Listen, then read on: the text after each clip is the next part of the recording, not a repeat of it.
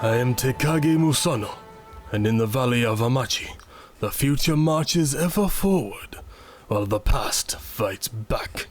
Or so they say.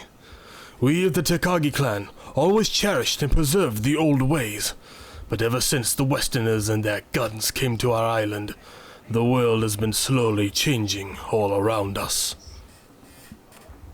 A civil war has broken out between the Emperor and the Shogun, the future and the past.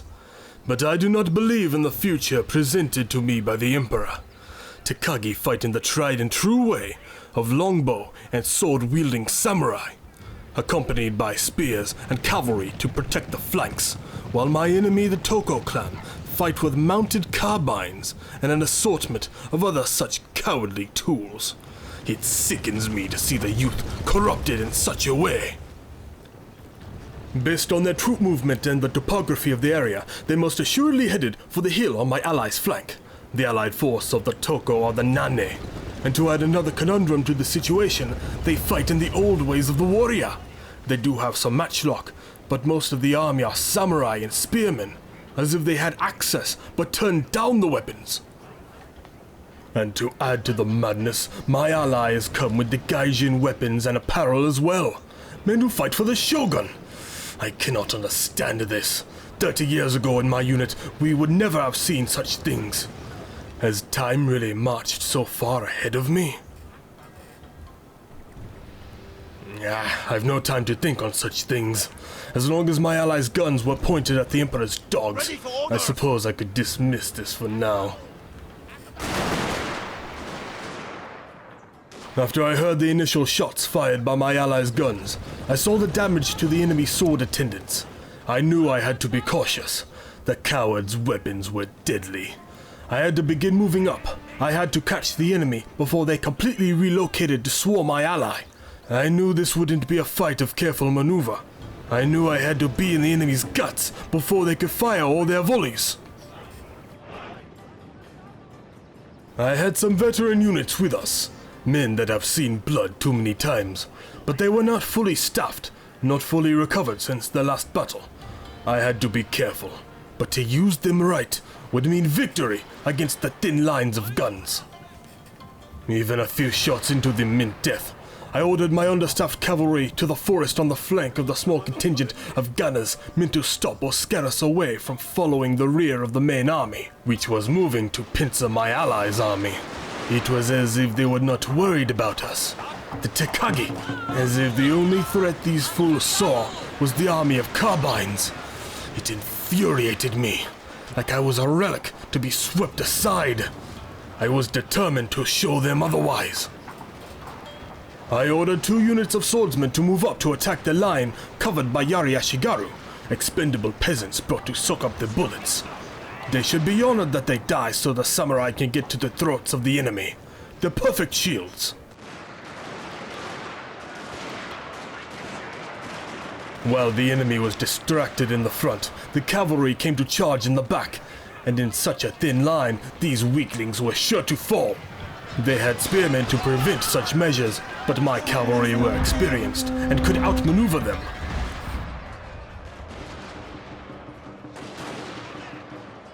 A unit is running from the battlefield, sir! But even so, the thunder of the carbines could weaken even the strongest man's resolve, and the enemy were bringing in reinforcements. The situation was getting precarious. The cavalry pulled back to help my allies' situation, as was their prerogative if they saw an opening. I sent the rest of my melee soldiers in to swarm the enemy before they could get any more time to breathe. We had to break this line before the reinforcements become too troublesome.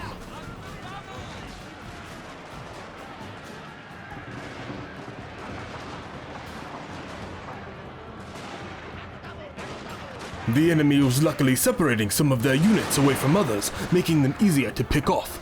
But my ally was getting the worst of it. Defensive positions getting rammed through by large cavalry units. I knew if I didn't finish my work soon, the tide of battle would surely change to an unfavorable degree.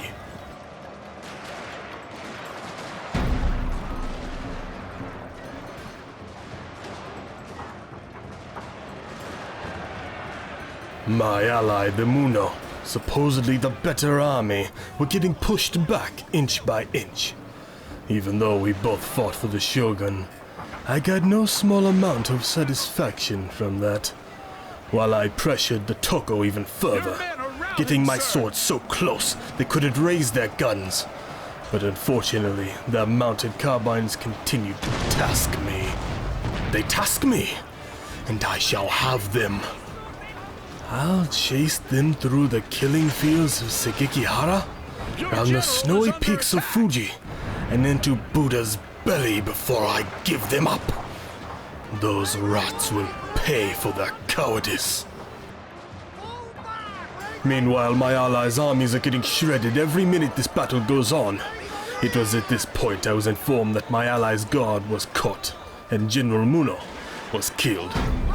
I may not have agreed with his methods of war, but we fought for the same... well, maybe... In any case, the situation was getting worse, and those carbine horsemen continued to hammer my men. And with my cavalry gone, I could not catch them.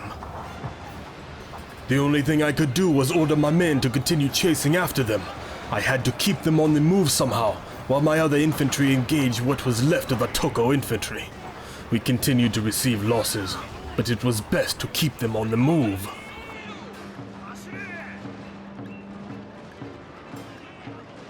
I kept behind my men, trying to raise their spirits high, but their constant gun volleys were routing more of my units. We needed more. But luckily, I noticed not all the Allied army were destroyed, and some had returned from routing and came to our aid, while the Nane were on the far end of the field, chasing down running units and reforming. This was lucky. It would take time for them to reach us, time I could use to sweep up the bothersome Toko. Ha! My spirits were raised as I saw my allies ripping apart the enemy. But at the same time, a pit in my stomach. Saved by guns. I still cannot understand this. How could men under the Shogun fight by such cowardly means? But I've no time to think. The Nane are coming, and I need a miracle. The hill! That's it! The Toko general is falling back to the hill, while the Nane are being overly cautious, dealing with my allies' returning forces. We had no more cavalry. They had a thin line of gunners. If we were going to take the hill before the Toko could get situated, we could still win this. So I charged, me and my guard. I had to, and I ordered my infantry to charge the hill with everything. But my small guard unit wasn't enough. They were torn apart in moments, and I got shrapnel in my leg and had to be carried off. I was carried off to a nearby wooded area where I could oversee my men routing and the remnants of my ally being overrun by the enemy. Is this what it's come to? Outwitted by children? Outclassed by technology? For the first time, I'm feeling old, worn out.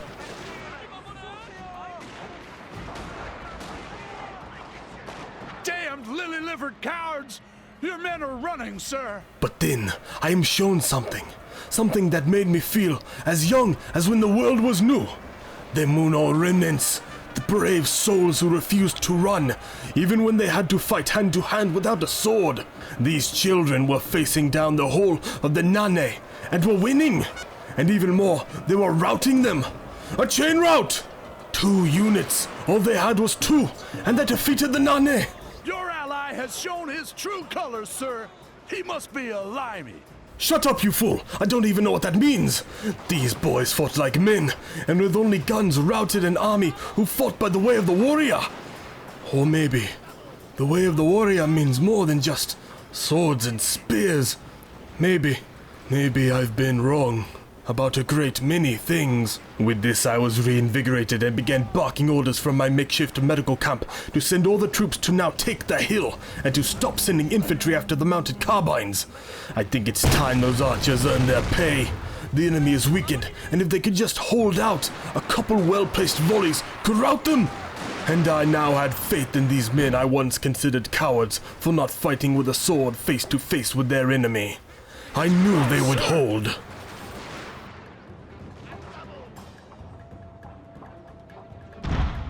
And they did hold. We wiped out the remaining Toko forces, with the only enemy unit left on the field being the Toko general, Toko Hidara. That mad fool stayed to the very end. Even when the rest of us were killed, or wounded, or ran, he stayed and fired his pistol, even as the Muno cut him down. Your men have killed their general, sir! He must have thought he was so superior, with his advanced technology and his youth. And yet, he stayed, while I limped away. He was prepared to die for his emperor. Maybe he and I are more alike than I thought. Both he and my ally, the armies who tossed away the old ways of warfare, shown that their blood flows with the way of the warrior as much as any old man with a sword. I think there's been many things I've been wrong about. The future marches forward, and the past fights back. But there is no stopping the march. Can an old man like me survive the coming age? Could I change with it? I don't know. But I am eager to find out.